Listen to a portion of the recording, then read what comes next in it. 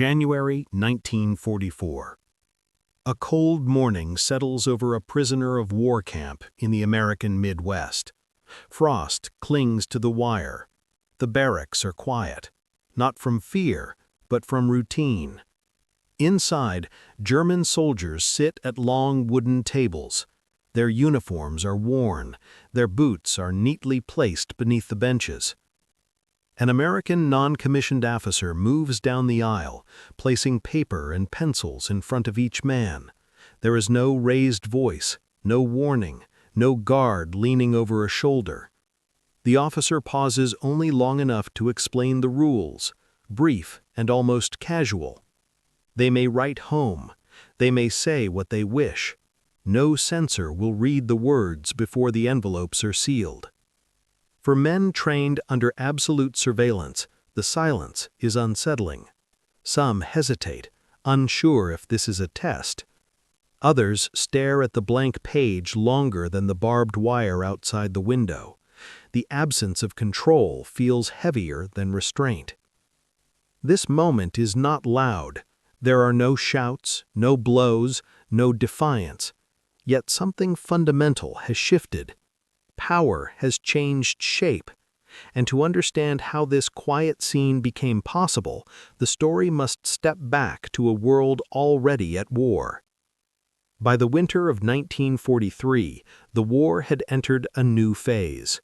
Germany was no longer advancing. The long front lines that once pushed outward from Berlin had stalled, then begun to collapse inward. In North Africa, Axis forces had surrendered en masse.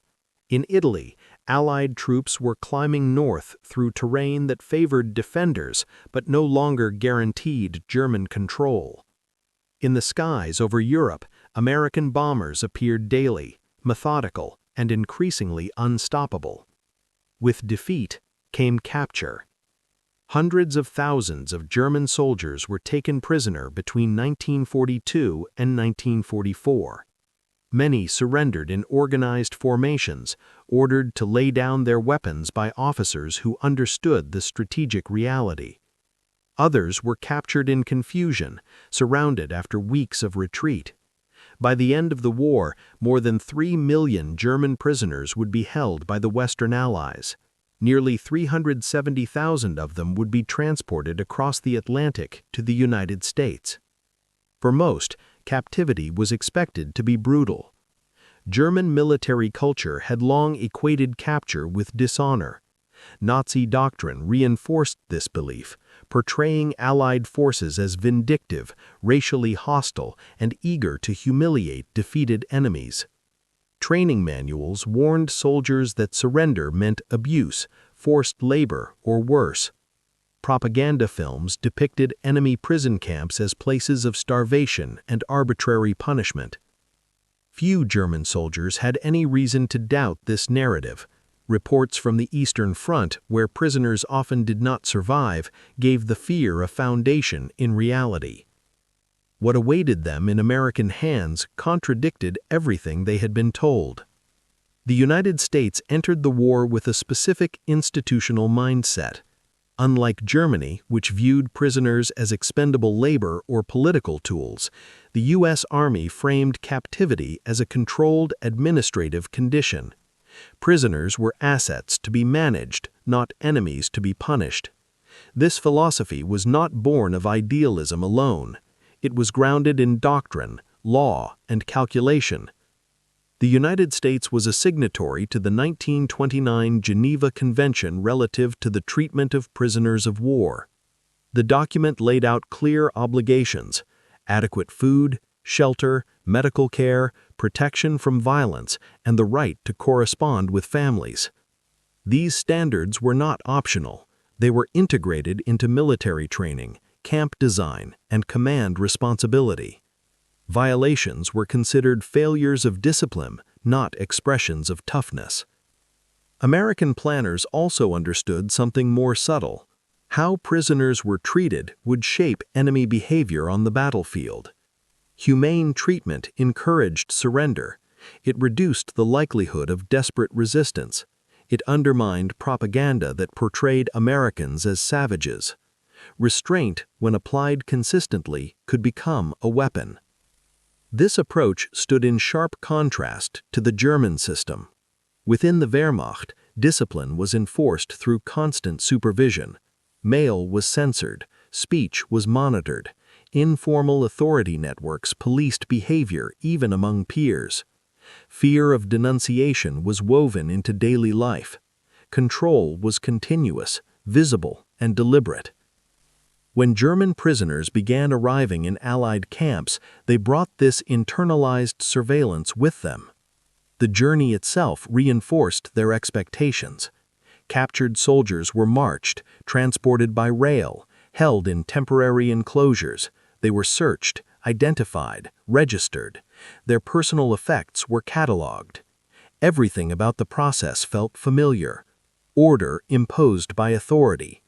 The only difference was the uniform of the guards. Then came the crossing. Prisoners selected for transfer to the United States were moved to ports in Britain and loaded onto troop ships. The Atlantic voyage was tightly controlled but uneventful. There were no chains, no dark holds. They slept in bunks.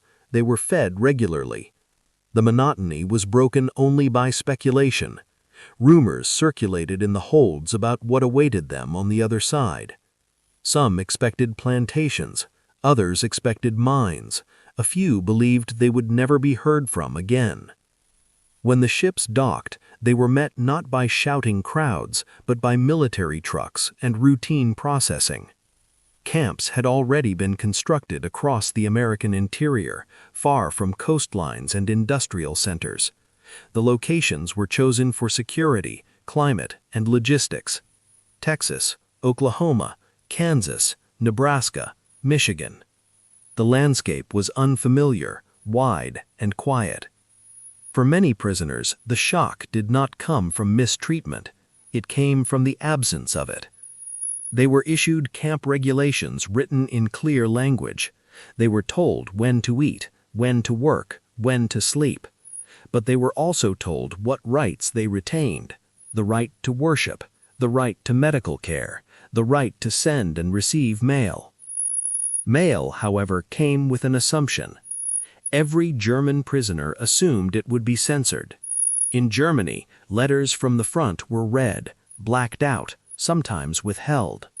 Soldiers learned to write carefully, using approved phrases, avoiding complaints.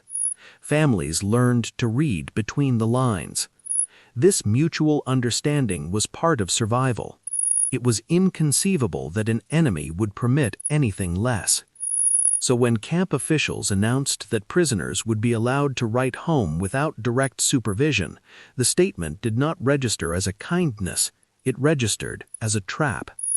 The stage was set not for violence, but for a quieter confrontation, one that would unfold not in gunfire, but in ink.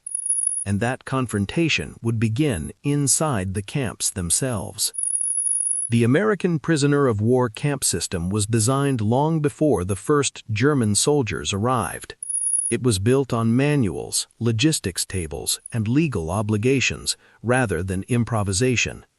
By 1943, the War Department had established a standardized framework that could be replicated across states and climates. Each camp followed the same essential blueprint: barbed wire perimeter, guard towers, barracks arranged in orderly rows, kitchens, infirmaries, recreation areas. Everything placed with intention. To Germanize, it looked familiar. What differed was the atmosphere. Guards were instructed to maintain discipline without provocation. Weapons were carried but rarely displayed. Orders were given without ritual humiliation. Roll calls were conducted efficiently. Punishments, when necessary, were codified and limited. This was not leniency, it was control through predictability. Work assignments followed Geneva Convention guidelines. Prisoners were paid small wages for labor, credited to camp accounts. Many worked in agriculture, replacing American farmhands who had gone to war. Others were assigned to maintenance or camp services. Interaction with civilians was regulated but not forbidden. In some regions, prisoners were marched daily through nearby towns. Children waved, shopkeepers stared. Life continued.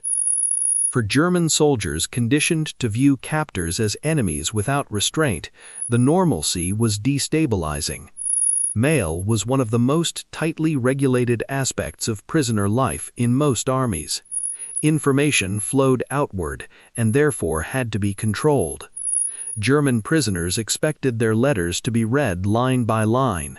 They assumed complaints would be cut out. They assumed criticism of the Reich would be punished. They assumed personal details would be used against families back home. American policy was different, but not careless. Under the Geneva Convention, prisoners were entitled to send a minimum number of letters and postcards each month.